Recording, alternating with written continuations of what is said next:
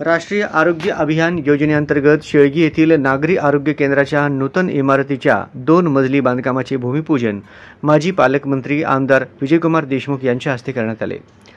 आमदार विजयकुमार देशमुख यांच्या 75 लाख रुपयांच्या विशेष मंजूर निधीतून या इमारतीचे बांधकाम करण्यात येणार आहे। शेळगी येथील नागरिकांच्या अधिक सोयीसाठी या ठिकाणी नागरी आरोग्य केंद्राची नूतन इमारत बांधण्यात यावी अशी मागणी नागरिकांमधून होत होती। त्यामुळे माजी पालकमंत्री आमदार विजयकुमार देशमुख यांनी शासनाकडून 70 लाख रुपयांचा निधी मंजूर करून घेतला। भूमिपूजनाप्रसंगी व्यासपीठावर माजी पालकमंत्री आमदार विजयकुमार देशमुख, पोलीस आयुक्त एम राजकुमार, भाजपाचे शहराध्यक्ष नरेंद्र काळे, सोलापूर महानगरपालिकेचे अतिरिक्त आयुक्त संदीप कारंजे उपस्थित होते। माजी पालकमंत्री आमदार विजयकुमार देशमुख म्हणाले, शेळगी परिसरातील नागरिकांच्या आरोग्याची सोय व्हावी याकरिता नागरी आरोग्य केंद्राची इमारत बांधण्यात येत आहे।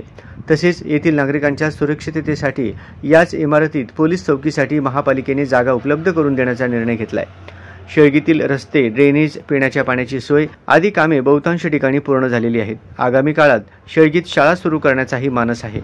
त्याबाबत प्रस्ताव देणार असून लवकरच शेळगीत शाळा सुरू होईल। भारतीय जनता युवा मोर्चाचे शहराध्यक्ष डॉ. किरण देशमुख यांनी प्रास्ताविक केले।